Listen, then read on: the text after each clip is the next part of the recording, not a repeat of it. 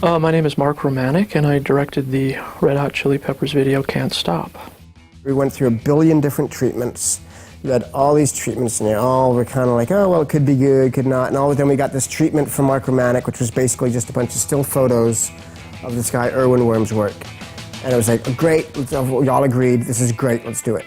At the very beginning of the videos, we have these like fluorescent light bulbs on our backs. And we had to run with these extension cords.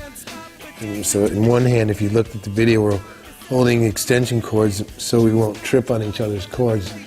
They were called 1-minute sculptures, and what he had done was he had given a set of instructions to some non-artists, just sort of civilians or friends of his, and the instructions said to, make, for instance, make a sculpture out of this object, and the person would create some sort of human tableau using these ordinary objects. Might have been a cardboard box or a plastic bucket or a child's toy, and then Worm photographs the people, and that becomes the artwork. And I thought it was really charming, and it had this sort of transcendental quality, which might sound a little pretentious, but it just took ordinary things and made them somehow beautiful, and the human beings were part of the art itself. It's hard to find a band that would be right for this, because I think you need a band that can be self-deprecating and has a sense of humor about themselves, who are also capable of being that inventive if you hand them a plastic bucket.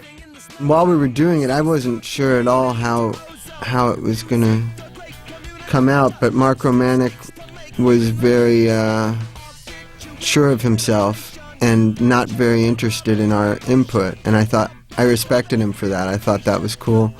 I even played this guitar here. It wasn't a guitar that I would normally play, but he wanted me to play it because of the color.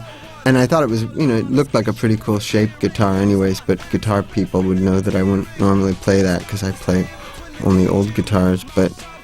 Maybe it was the first time that we worked with a director where the first few hours of working was this sort of confrontational meeting of personalities, because he was going, oh no, I want you to do it like this, and we're like, no, we do it like we do it.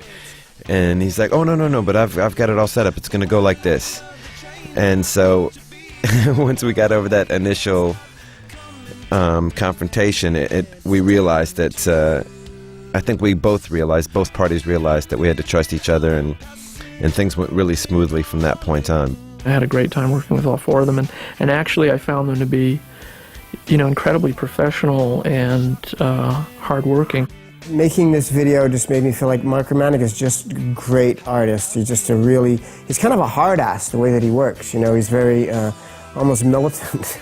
It was a fairly strenuous video, particularly the performance section, where I really asked them. I always ask the bands, if I shoot a performance, to kind of be at an 11 for the whole time, because then you can just find more pieces in the takes and kind of have all that big energy sparking off of each other's shots. And so I kind of demand a lot of the performers, and they just never complained, and they should have complained, because they were exhausted, and I was pushing them really hard, and they were long days. But he's he's really into detail, which I thought was really good.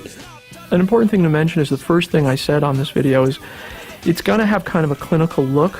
So if there's not this sense of real joy and playfulness as we're working that comes through, it's probably going to fail.